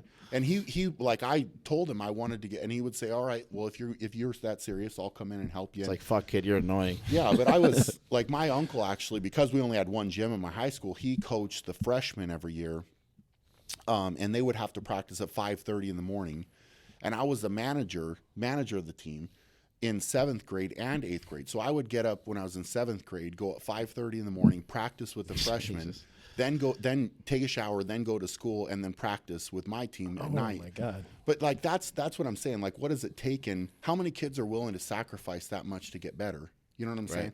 So like, I'm willing to not go out, not party, like, give up, you know, social life, whatever, just because I want to be that much better. You know what I'm saying? So but to me, it's not really, I don't really look at it as too much of it's what I want to do. Yeah. Right. And like, if I'm going to get better. Yeah, sacrifice sometimes like, is a harsh word. Yeah. It's Yeah. a Like, choice everybody's like, oh my God, it's so hard lifting to not is do fun. this. Yeah. But I know the choices I make are going to make me better. And so it's an easy choice for me to make. It's a no-brainer. Well, and like, you're clearly it doesn't make sense. passionate about it, something Yeah. that you clearly love. Yeah, so it's taken. yeah. I mean, it's taken a lot. It's taken Right. a lot of hard work, a lot of dedication. muscles. Yeah, but and it's kind of like riding that roller coaster, and like, you have speed bumps or whatever that you have to get past, and you have to roadblocks, whatever you got to break through. But it's like, if you want I guess the biggest thing is, like, I really believe if you want something bad enough, you're gonna find a way to make it happen. Right. Like, you're gonna do something to make that happen. And like, all these people, you can want something real bad, but if you're not willing to work your ass off and do whatever it takes to go get it done, not gonna happen. So, Right. I think we'll end on that. You guys have any other questions? No. That's a good note. That was great. awesome, guys. Welcome Thanks for having to me. Team Slingshot, Brian Shaw, World's Strongest Heck Man. yeah, I'm excited Soon about to it. be, hopefully, 4-time World's Strongest Man. Hopefully, another Arnold Classic victory. We'll all be at the Arnold together. You can come see us at the Slingshot Or booth. the hot tub. You can watch Brian Shaw on the main stage kicking some ass. Absolutely. Where can people find you? Social media is just at Shaw Strength, Instagram and Twitter, and then my Facebook is just facebook.com/world WSM Brian Shaw. Cool. Website, Shaw Strength. Website is shawstrength.com. Thanks, There you go. man. Yeah. Yeah, what do you have for sale on there? Might as So, well I mean, plug some right of your now- stuff. You got this lovely yeah. shirt right here. Yeah, this lovely Are those shirt. pecs for sale? Yeah, on there. Yeah, I'll buy those. Big, what do you always say? Big pecs, big paychecks. That's Something right. like that. Yeah. So, yeah, man, I've just got some shirts. We're going to be getting some hats and maybe some sweatshirts and different stuff like that. But I An also interesting do. thing is that Brian actually hand sews Yeah. a product for Yeah, Strongman. Tell him about it. So I make a custom Atlas stone sleeve out of leather, and it's just something I sat down and I needed to make for myself, and then I found out that it fucking was awesome. Yeah, I think that's really cool. Can yeah, you guys, catch hawks and stuff on it too? Does it look like that? It would work. It would falconry. work. Yeah. It would protect your arm. So for all a you falcon. falconry Yeah, people, hit them up. yeah. Right? It's got a lot of different uses. Yeah. Huh? That's freaking awesome. All right, I think that's it. Multiply your hustle, multiply your muscle. Strength is never a weakness. May all your shits be tapered. I'm at Mark Smillybell on Twitter and Instagram. That's Silent Mike with 2 Ks on Instagram and Twitter. I'm Jimmy D, SCTV, everywhere that I would want you to find me. Follow the show on Instagram at Mark Bell's PowerCast, Facebook.com/SuperTrainingGym, Twitter and Periscope at STGymSac. Thanks to our sponsors. Rogue Fitness. Some of the best equipment out there. Compex USA. Best machine I have used. 8-man strong if you want some powerlifting gear. How much you bench net if you want to get a slinger and big pecs. Get a slinger. And that's it. That's it. Thanks very much. Awesome. See you next time. That was a world record. 100 or a minute or an hour and 37 minutes.